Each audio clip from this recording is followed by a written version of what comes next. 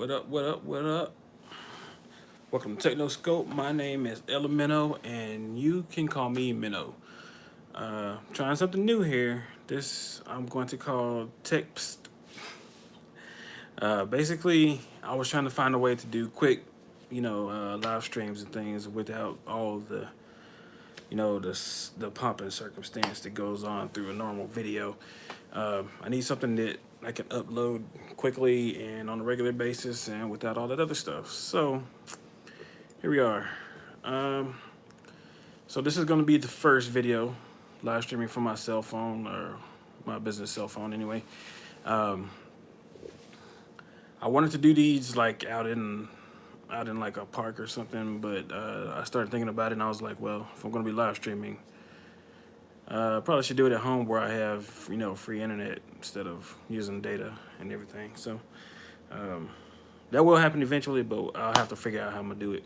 I'll probably also do like recorded videos and things. But anyway, what I wanted to talk about was this GPU right behind me. The 3090, as well as the 3070 and 3080, which I think are interesting releases. Definitely better than the 2000 series release, which I never really bought into, and which I decided not to even try to upgrade to. If you know anything about Project Sledgehammer, it's still running the 1080 Ti that I bought back in, well, two of them that I bought back in 2017, I think this was. I bought them the day that they first released. So they're still going strong. They're still great for, the things I need them for.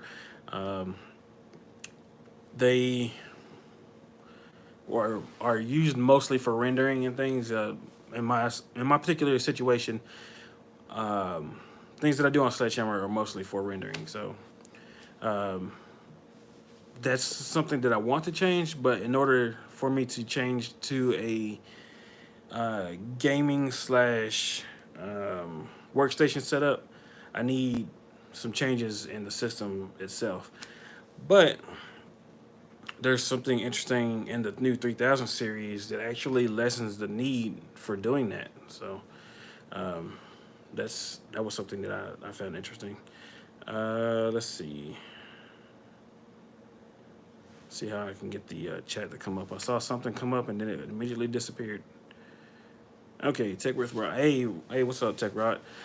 So 3950X and 3090 for you, for me, or for you? I'm still running the two Xeon processors in Sledgehammer.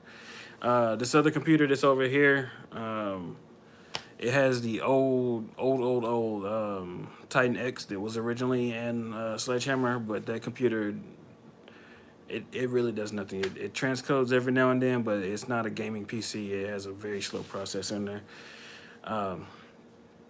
But let me talk about Sledgehammer a little bit. So if you've seen any, man, I might need to turn this light down a little bit. It's like seriously blowing out my face on one side.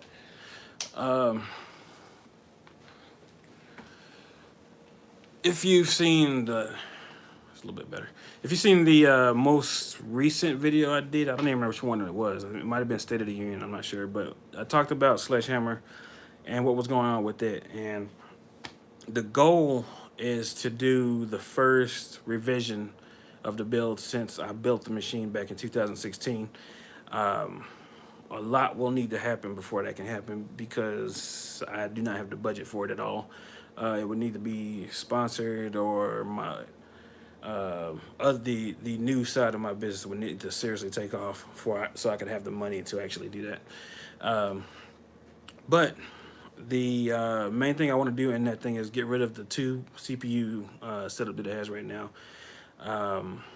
and switch to a single Threadripper processor, something that has nearly as many cores as what I enjoy now, but has an easier time overclocking, and more importantly, something that has fewer quirks, because the hardware that I have is so unique, and it's slightly rare outside of a server farm.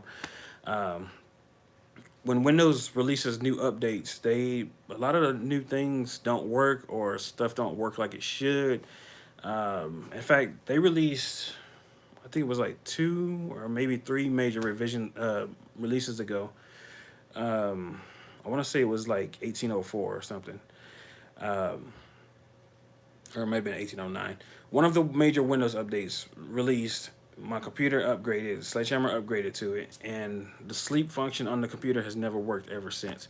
And not only that, I've even reinstalled Windows since then, and it will not come out of sleep state at all and work like it should. When it goes to sleep, it'll go to sleep like it normally should.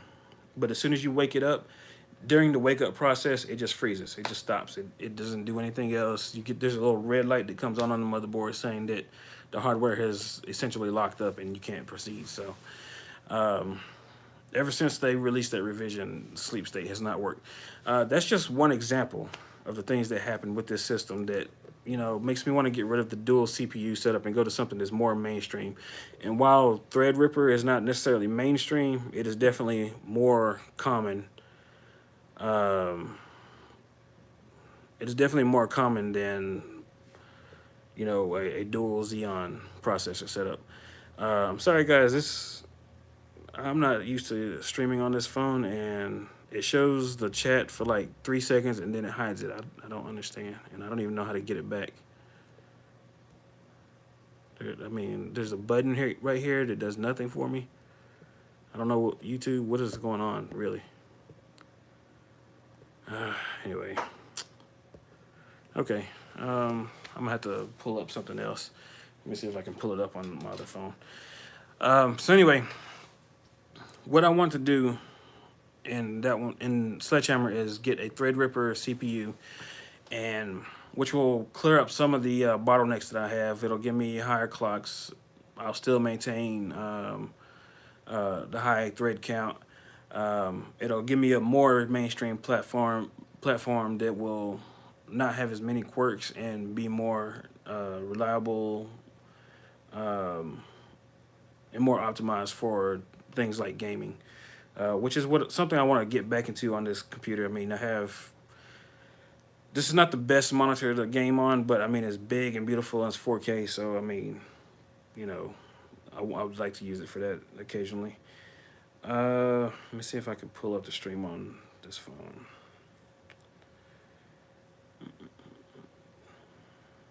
Interesting. All right, there we go. Make sure the volume is down. Okay, let's see what we have here. Tech with Rod says, sold my 2080 today, ready for that 3080. Yeah, I see. Now, I thought about, I actually listed my 1080s just to see what I could get for them. A couple people have messaged me talking about they want to give me like $150 for each card. I'm just like, I'm not desperate to get rid of them. I mean, I kind of want to test the waters, But if it came down to it, those GPUs are still great GPUs. They still game great. They're still good for production. If it came down to it, I'm not going to give them away for pennies on the dollar. I'd rather keep them and put them in other builds, put them in projects, or even donate them. I would donate them before I gave them away for, what was it, like 25% of what I paid for them? Yeah, that's not going to happen. Let's see. 3950 and 3090 for you. No. So what I want is either the 32 core or the 64 core Threadripper. I'm probably going to try to go after that 64 core because what I have now is 36, and I don't want to reduce the number. I just want to increase the clock speeds. The benefit of Threadripper is the higher power envelope, which allows it to do more things than those Xeons will. Those Xeons were designed to run efficiently, so trying to crank more juice out of them is pretty hard. I do want to build a gaming PC.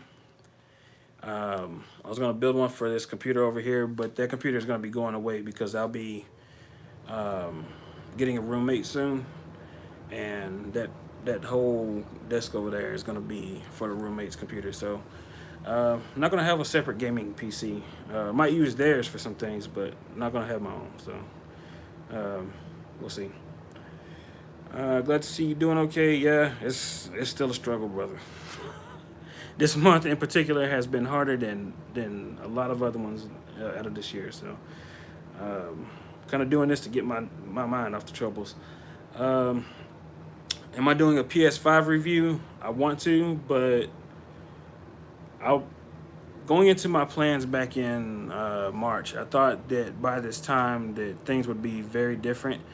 Again, if you've been watching my other videos, you know that I kicked off a new business project, and it is pretty much, stalled out because of the whole COVID thing. There's not really much business right now, and the people that are getting the business are the people that are well established. It's not really a market for newcomers right now. Still trying to work on that, but it's pretty much at dead zero right now. So the income that I thought I would have, the extra income I thought I would have, is not there yet, and it's looking like it won't be there anytime this year. And also said that Threadripper would be a great upgrade. Yeah, it definitely will be. I think I've said this before in the other videos. I want to do a full complete tear down of Sledgehammer. And it's gonna be, I'm probably gonna call it Sledgehammer 2.0 because it's just gonna be a complete from the ground up rebuild. New hardware, new everything really.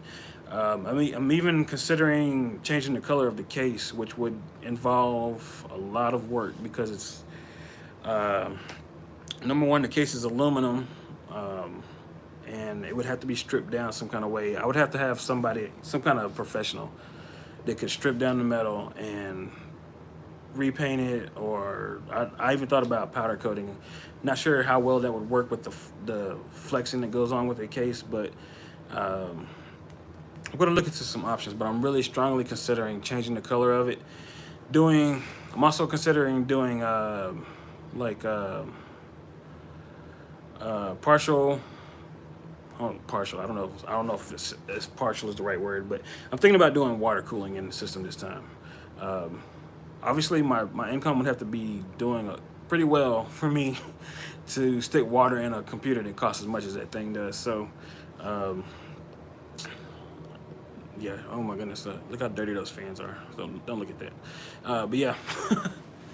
But in order for that to happen, it's a lot of things would have to fall into place first. But we'll see.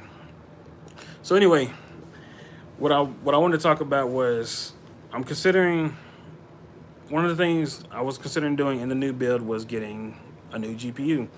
The 2000 series did not seem like the way to go. As many of you probably know, the 1080 Ti is just a notch under the performance of the 2080. So it really there's really no way to justify the cost difference between going from a 1080 Ti to a 2080. That it just wasn't. I mean, the 2080, the 2000 series had some technologies that I could use as a streamer and creator, but even with those considerations, it just did not make sense to spend the money that would be required for that upgrade. Now with this new 3000 series, the new RTX 3000 series, with the 2080 Ti being below the 3070, that caught my attention, because for less than what I paid for a 1080 Ti when they were brand new, I can get a GPU that outperforms the last generation's top, GPU outside of the Titan, of course. So that really caught my attention. $500 for that one. They go up from there. I think the 3080, I believe they said, was $800. I'm not really sure about that. I wasn't really paying attention to the 3080. The two that caught my attention really was the 3070 and the 3090. So what I want to do in Sledgehammer is do a 3090.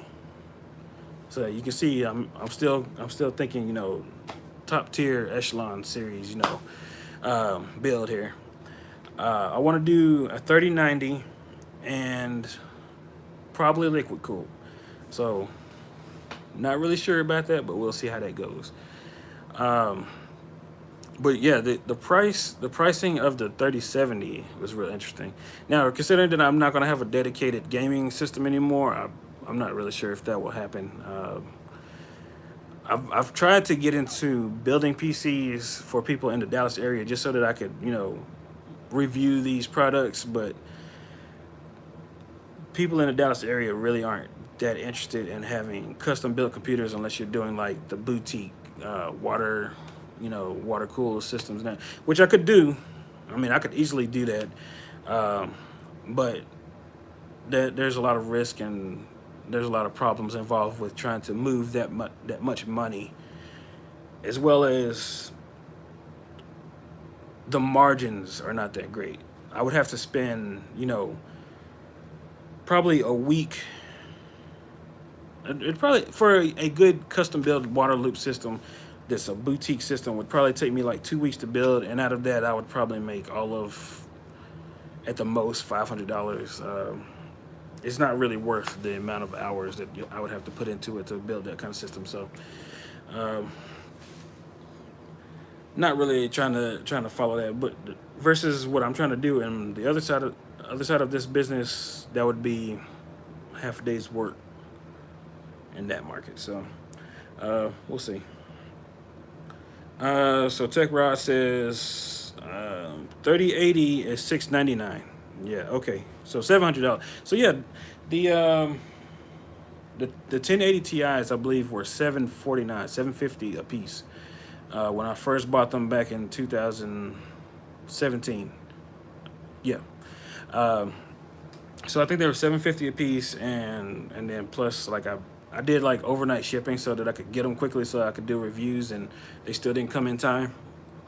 They still came late. And not only that, Nvidia is apparently, they have some kind of business in Texas, so I was charged taxes on top of that, so that really didn't pan out very well.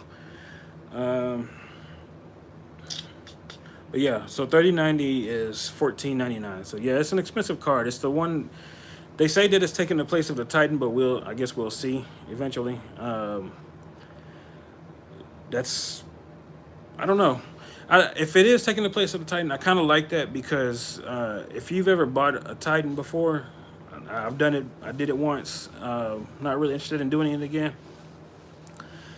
Nvidia treats the Titan owners like they're some kind of third-party stepchild, or that they don't love. It's just kind of like, even though they're the superstar in the family, they're the stepchild that for some reason the parent doesn't want, and that's how Nvidia treated customers that bought the Titan. It was weird because you spend all that money on a Titan graphics card. Any promotions that they have, you don't get them. Any special considerations or anything that they're doing for people that buy the gaming cards, if you bought the Titan, you didn't get that stuff. Customer service was no better. In fact, Nvidia has a bad habit of having bad customer service. Occasionally you can get some good stuff out of them, but they usually treat their customers pretty poorly. So I don't know. It's one of those things, like, I wouldn't buy a Titan again just because of the way that I felt like I was treated. Like, I don't remember what the 980 cost when I bought those GPUs, but I remember that the Titan X was $1,000, which was considered a lot back then. Only 4 years ago. $1,000 for the GPU, per GPU, and hundreds of dollars more than the actual top gaming card, but for some reason they acted like it didn't really matter. But anyway, we still buy their stuff. That's why they act like that. It's kind of crack. It's one of those things, like they're the drug dealer and we're the crackheads. So that's how we got to that point. One of the things I want to talk about is this technology. I believe it's called RTX IO. What they're saying is that this will handle much like the Xbox Series X and the PlayStation 5 will handle. It will take the data straight from the SSD and loaded straight into the GPU. All the data, that all the textures and all that stuff that has to be loaded in the GPU VRAM. All of that stuff will come directly from the SSD directly to the GPU, and that raised some questions for me. That how, for one thing, what they're doing to help speed up your system is they're taking the load of compression, the data that's coming off your SSD and going into the GPU. They're taking the compression work from the CPU and giving it to the GPU. Now the GPU has tons of cores and all kinds of special processors built into it. So, but my first question was, does this have a performance? Does your GPU take a performance hit while it's doing all this decompression? I guess it's safe to say that they've taken all this into account, and it's probably so fast at this point that it's negligible. But that was one of my questions. But another question that I thought was interesting that popped in my head was, if you're taking all this load away from the CPU and giving it to the GPU, does this now mean that the CPU that you're running doesn't matter as much as it once did? Because if you look at, if they have a chart somewhere that if you look at it, the data flows from your storage. For most of us, it's a hard drive, but you know, SSDs have their place in time. But the storage typically feeds into the CPU, loads everything into RAM, and it sits in the system RAM, until the GPU needs it or the CPU needs it. And as it's pulled out of the system RAM, it has to flow back through the CPU, get processed if it needs to, or flows through the CPU through the PCI Express bus to the GPU to be rendered or whatever needs to happen. But I'm wondering, and they said that it takes 20% load off the CPU. So this makes me wonder, can you, once you upgrade to this 3000 series graphics card, are you able to get away with, say, like the same performance from a 3060 as you could a 30? Wait, I think I'm getting my processors mixed up with GPUs now. Everything's in the 3000s now. What is it? It'll be out here. The 30. What was it? Be the 3700X is what we put in the PC that I live streamed last year. So they have the 3900, 3950X. I believe there's a 3600. I don't look at a lot of those lower end processors, but the point is, can you take something that you would do on a 3800 and get away with the performance of a 3600 and get the same output when you're going to the 3000 series GPUs, now that it's taking that load off the processors? You got to think about it, guys. That's a lot of data that doesn't have to flow through the processor. Processor doesn't have to decode or decompress any of that stuff. It's going straight to the GPU. And further to that point, do you think we would ever get to the point where almost the entire game can be loaded into the VRAM? We have to have a lot of VRAM. They've increased it on the 3090. It's what, something like 12 gigs on the 3080. So that probably not enough to hold an entire game, but at some point, do you believe that we'd have enough data to load the entire, render engine and everything that the CPU is normally doing? Do you think we could offload all of that to the GPU at some point and just run the entire game off of there, and then have it to the point where whatever CPU you're running really doesn't matter, because at that point the only thing it's doing is tying the interface of the hardware, your keyboard and mouse, to the GPU? Do you think we would get to the point where CPUs will become irrelevant to gaming? That's an interesting thought to me. And further to that point, one of the reasons that I'm upgrading Sledgehammer was so that I could game. you know, I had those two CPUs in there, but they're not made for gaming. They're made for, you know, rendering and work type projects. But I'm curious that if I stuck a 3090 in there, could I run, you know, what do people still play Overwatch? I never played Overwatch, but could I play one of those games? I guess the new ones are Fortnite and Apex. I don't even know if those are. I don't think those games are anywhere near as demanding as some of the stuff I used to try to run. But the question is, could you get those high frame rates that you would want in those kind of games out of a slow CPU if they're completely bypassing the CPU at that point? That's what I wonder. It's kind of interesting to think about. Let me see. Just saw a comment, and of course, it's not showing on here anymore. Gunny says CPU should still matter. After scene is loaded, the CPU would still have to handle logic, networking, physics, audio, etc., and part of the rendering pipeline.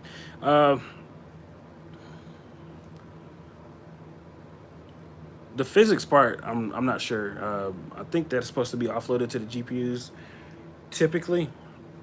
With the whole physics engine on Sledgehammer, I actually ran physics on the CPUs when I did game on it, because having 36 physical cores, it was actually faster to run physics from the CPUs than it was to have a dedicated GPU in the system, which I thought was crazy, but it worked. I did the test and it worked out that way. But yeah, networking, audio. Well, audio is GPU too. So, but the networking, logic probably could be handled in GPU if it was programmed right.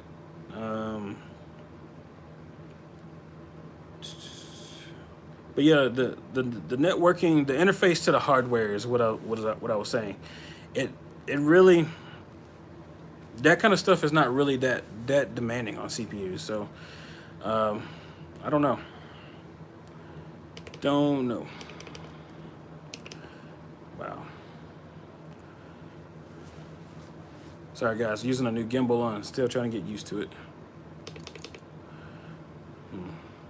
Anyway. So let me see. What was the other thing that I was thinking about?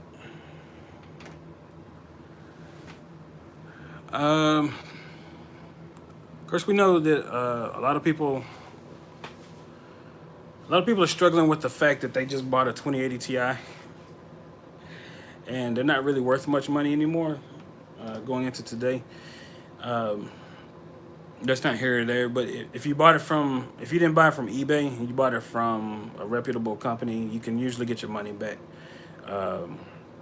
I don't think they've officially dropped the price on them yet, but you can definitely take them back for a refund. Even if you were going to get that 15% hit that some stores charge, I would still do it at this point.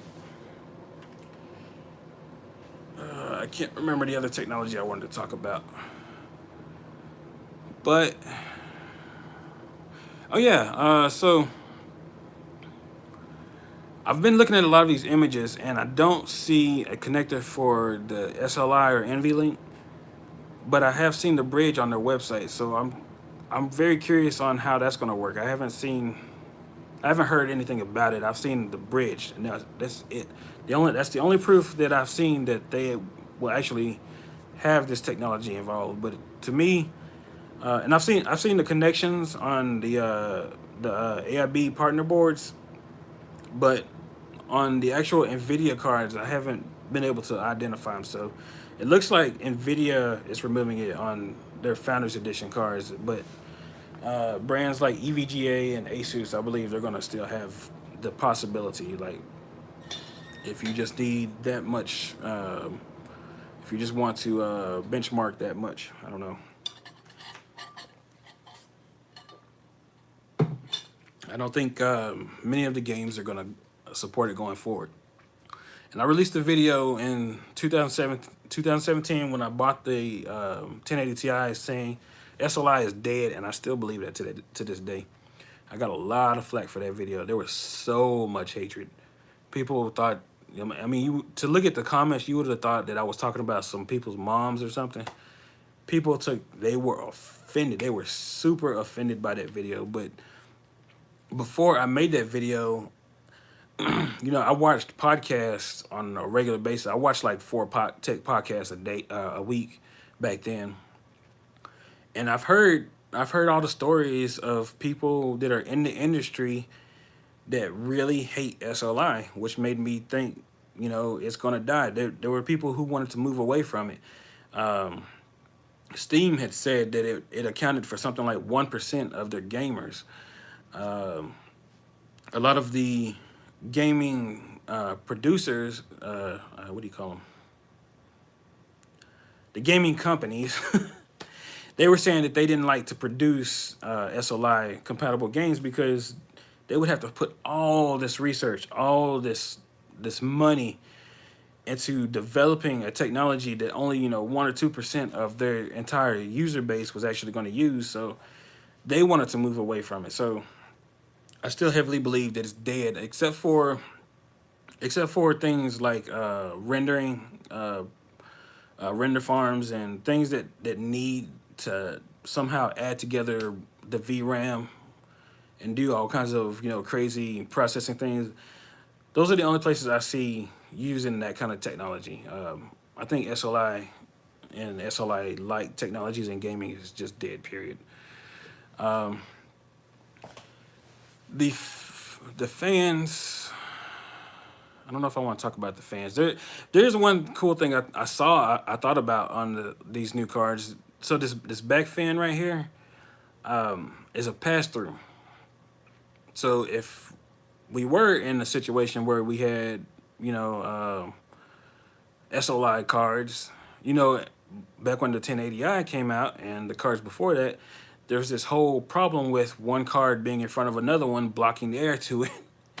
And now that we finally have a solution where all of the cards can get air, it doesn't look like they want to support it anymore. So that's kind of interesting. I do not like the power connector. Now, if you haven't heard, they're going to this, at least on the 3090, they're going to this single 12-pin connector. And most power supplies now do not support the 12-pin connector. It's a brand new technology, so they're including an adapter that allows you to take 2 8-pin connectors and basically mux them together and use one 12-pin connector on the GPU. This guy, they said, is rated at 350 watts, something like that. Whereas the most powerful GPU they've released before then, at least as a reference card, was 250 watts. So that's kind of a big jump. But if you've looked at the drawings and the images, because of this big heatsink thing that's on the back with that big fan, they've had to stick the power connector directly in the middle of the GPU. So if you have the card sitting vertical like it would sit in Sledgehammer here, you have the GPU, and I wish I had something. Let's use this box. So let's imagine this box is your GPU. Instead of having connectors back here at the back or on the end like they've traditionally done, the connector is right here, smack dab in the middle. It goes in at an angle. They said they made it at an angle so that it's easier to wire manage, but it's smack dab in the middle. There's no way to get around that fan and the heatsink at the back to connect the power, because on the reference cards, at least, the board doesn't even go all the way back there. It stops about halfway in the card, and there's like where that little V shape is. That's like the actual shape of the PCB itself. And this whole section at the back here is all heat sink and fan. So they had to put the power connector up there to make it work, but I do not like the way it looks. I wish they could have came up with something better than that. But I guess you do what you have to do. I don't know. But one of the things I want to see, I can't wait to see how the water coolers are going to look. So this is another thing I have to consider. If I'm going to use a 3090 and I want to water cool it, is this the proper card to get? because I know some of the AIB partners, they're gonna have boards that actually go the full length of the card. They're just putting. I saw one last night on Awesome Hardware. Um, they showed I think it was Asus, if I'm not mistaken.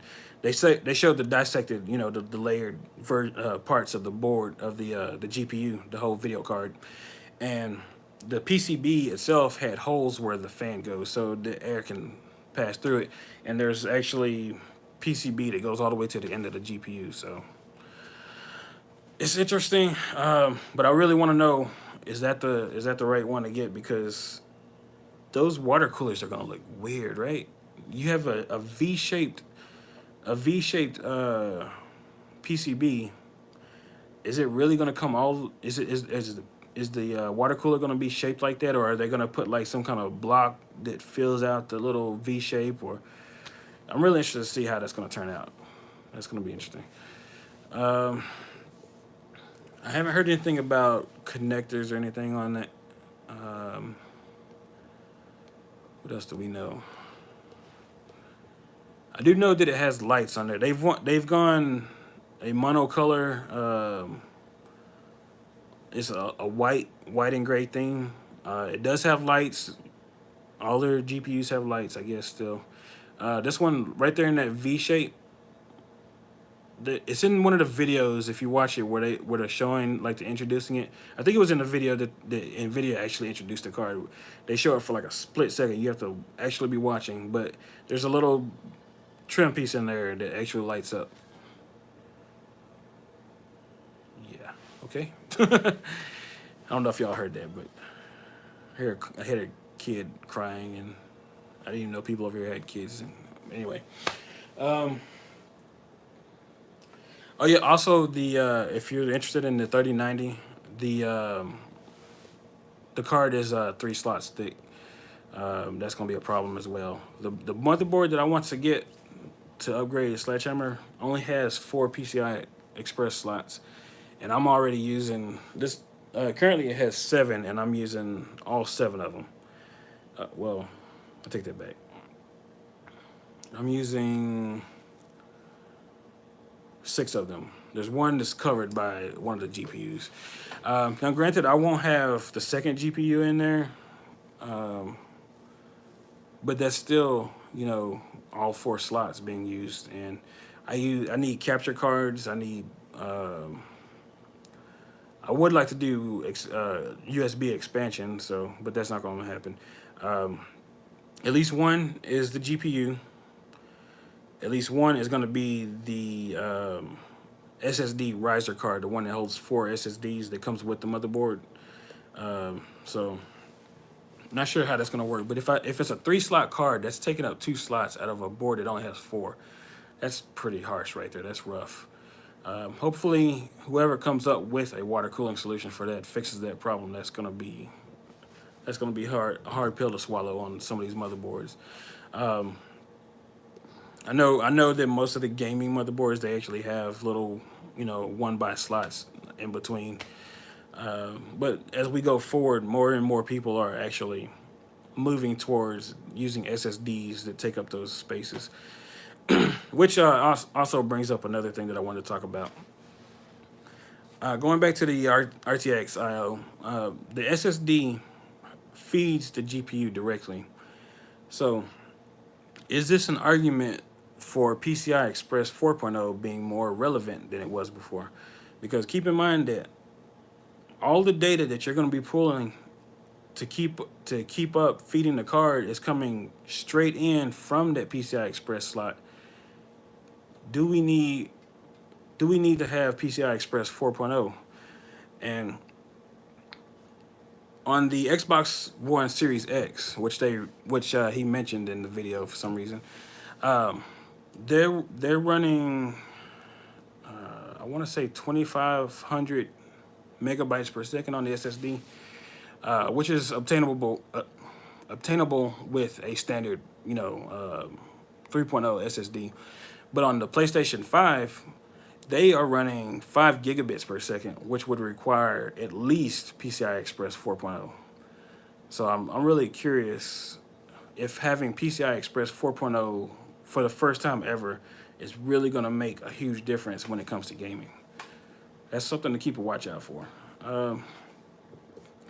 But there's a lot of ins and outs that need to be discussed about this card. A lot of people are still on the hype stage of, oh my God, it's coming, and oh my God, these are the prices, and $500 GPU kicks the butt out of the 2080 Ti. So once we get past all that stuff, a lot of these questions are going to have to be discussed and answered. And I honestly don't know yet how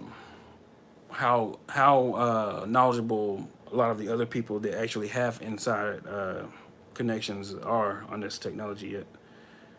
Let me look on here real quick, because I was something that we were trying to discuss. Let's see. Nope. Okay. Yeah, this phone. Okay, this phone not having the stuff that I need on it at the moment is being a lot rougher than I thought it was gonna be. So, anyway, Makedo says the EVJ for the win cards look you. Yes. Oh my goodness. So okay. So normally I like the EVGA cards, but this new one, it looks like, okay, you remember when the 5700 XT came out last year, and it had this I forgot what the words they were using for it, this stylish, purposely made dent in the top of the GPU. It looked like it had been banged on something, and it messed up the shroud. Okay, so the new EVGA card, the whole thing, the entire card is wavy, like it's been, like somebody, exposed it to a lot of heat, and the plastic on it just started melting away. Oh my God, I don't know who greenlit that thing, but it is horrible. And I don't really mind RGB too much, but they've gone RGB crazy. It's ridiculous. The new EVGA card, they should have never did it. Rusty Ray says, how fast do you think they will sell out? They will sell out immediately on launch day. When I bought my 1080 Ti's, I bought those on launch day. I was at the computer just hitting F5, just spamming F5 right at 30 seconds before the sale for them went live. I bought my GPUs, and I checked out and everything, went back to the page, and they were already sold out. It happens fast. If you want to buy release day cards, you have to be ready. Either you have to be at a store that's going to have them on release day and be at the front of the line, because they usually only get 10 or so in stock. If you're lucky, they'll get more than that. But since the reference cards usually release before, it's whatever it's going to be. So I live near a Micro Center. I'm actually, I think it's just a tad hair over 4 miles from Micro Center. So if I needed to go there, I could. But I believe the website's the best way to go, and you need to be ready to buy as soon as they release if you want them on release day. Otherwise, wait a couple weeks and order once they re-up, which will sell out very quickly as well. I've seen that happen. I've seen that happen before too.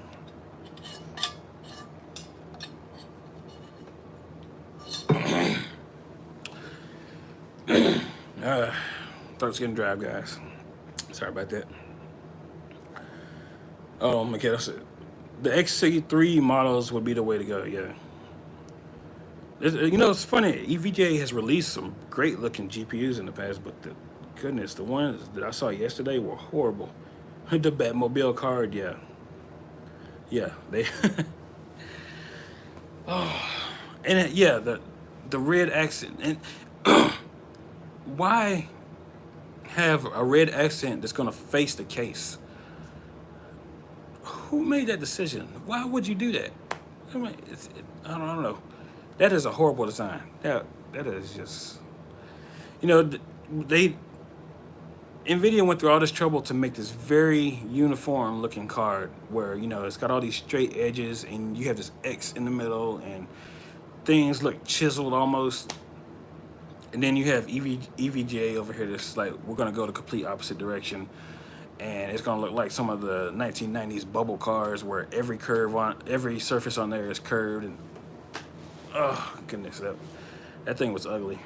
You know, I mean, if you're gonna get a GPU and you're gonna rip the shroud off and stick a water cooler on there, there's probably no better card to buy, because nobody wants to see that.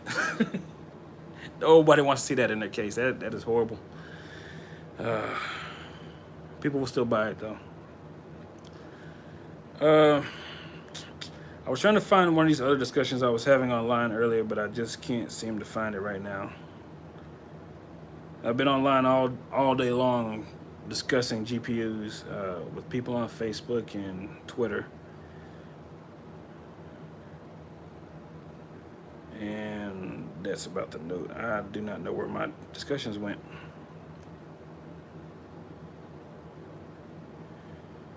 Okay, here we go.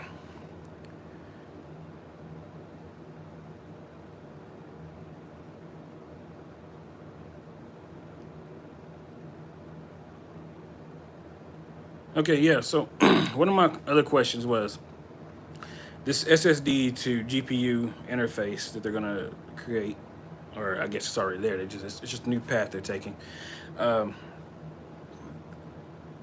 Is this arrangement gonna be fast enough to move the data that they need to do? They need to move, because keep in mind, previously we would load everything from the SSD into the system RAM, and the system RAM, which is a lot faster than even SSDs, would feed the GPU all the data that it needed. Have we gotten to the point where a PCI Express 4.0 SSD is fast enough to send all the data that the GPU wants without having that extra RAM storage?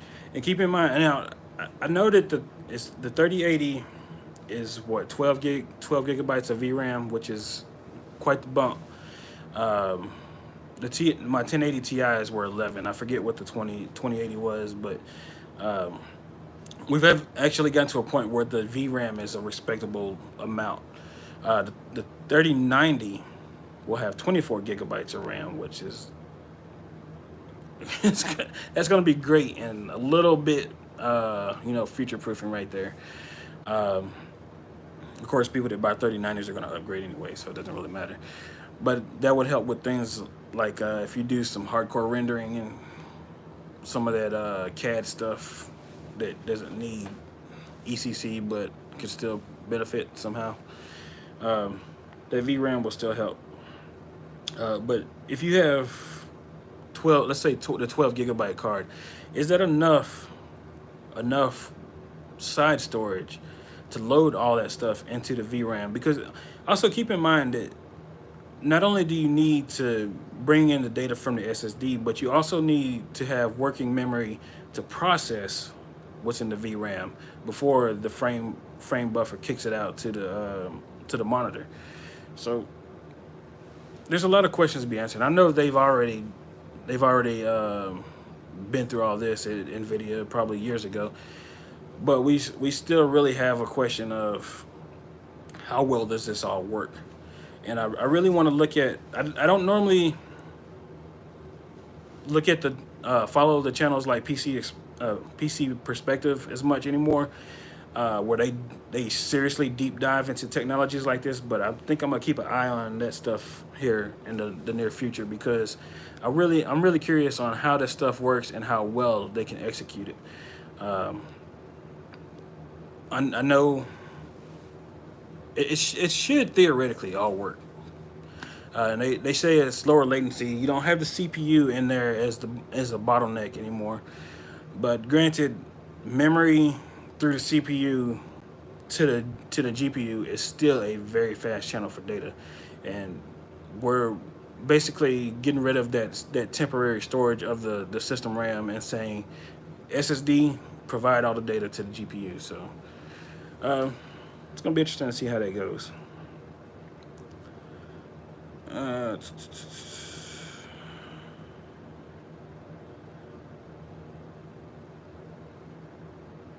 yeah, I guess that was pretty much about it. Okay, well, anyway, I'm gonna go ahead and my throat is dry, so I'm probably gonna go ahead and end this stream. Again, it's Tech PST, which stands for Phone Small Talk. It's only supposed to be a short video, but I've been going for 50 minutes now, so guaranteed that most of these will probably be like this. I'm gonna try to do live streams like this a lot more often.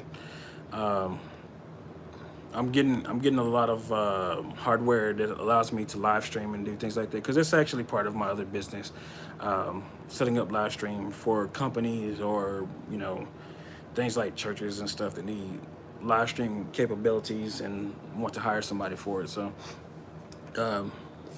this is kind of one of the things that I'm testing out here. This is the Zhiyun. I can never remember how to say the name. They're Smooth X gimbal for cell phones. But yeah, I will be doing a lot more of these, because it's been very hard for me to regularly kick out real tech review videos here lately. So maybe for the short period, for the at least the near future, we're gonna do more discussions than I'll have tech reviews. But we will get back to the tech reviews eventually. There's just a lot of stuff going on in my life I have to get straightened out first. On one of the things I mentioned in the State of the Union address is that I was going to start doing tutorials on cameras and getting YouTube channels and Twitch channels and things like that set up. I decided not to do that stuff on this channel. I'm just going to keep this channel tech oriented, and I created a new channel called The Creator's Guide, and that's going to be the channel where I do all that stuff. And I'm going to keep this channel specifically about technology, so Sledgehammer is definitely going to be a mainstay here. We're going to discuss more Nvidia GPUs. I know some of you guys are super PC master race, but I will still do videos on the Xbox One series, or the Xbox Series X, the PS5, the Nvidia Shield, which here 5 years later, the Nvidia Shield is still super relative. It is still 5 years later, still the most powerful streaming device for your entertainment system outside of the PS or the PlayStation and the Xbox. It's weird. I don't know how they've managed to hold on to that title that long, but so I will still do more videos about that stuff. Projects, I have projects I want to do, things that you can build for home. I want to get back into some of the retro gaming stuff, like the Nest Pi. Retro Flag just released a new case where it looks just like the old Nest Pi, except the door opens and there's a fake game cartridge that goes into the system. But this fake game cartridge holds a 2.5-inch SSD, which means that you can literally have your game console and a cartridge that you stick in there, but the only difference is you'll be loading hundreds of gigabytes of games. So yeah, I want to look into that kind of stuff. I want to do projects like network upgrades. I'm still looking at doing a PF Sense router, upgrades for entertainment centers, definitely PC stuff. I'm holding strong onto this 49-inch monitor back here, guys. I love this thing, but there are other monitors I want to look at as well that I'll probably review. Somebody I know, well, I don't know him, but I follow him on YouTube. I met him recently at Micro Center, of all places, and he was there buying a 49-inch Samsung ultra-wide monitor, and that thing is beautiful. So I want to do more of the monitor reviews, more of the hardware reviews. There's a lot of stuff that's going to come once the business gets going like it should. But for the near future, we're going to do more of these discussions and do some talking about things that are coming up. If you have ideas, please drop those in the comments below, and we can go from there and if I need to do a formal video, then I'll do some formal videos. Some of the bigger tech tubers, they do Q&As. They do like monthly Q&As. We can do that as well. So if you put your comment not in the live chat, but in the actual comments after the video has ended, after the live has ended, I can take those, screenshot them, and put them in a video, and we can do a whole Q&A that way as well. If you have any ideas, guys, go ahead and leave those behind. So anyway, I'm gonna call that it for tonight. The small talk has gone on for a long time, but hope this series can continue. And since it's kind of spontaneous, whenever something big comes up that we can talk about, I can just jump on here and we can discuss it. So my name is Elemento. This is Technoscope, and I'll see you guys next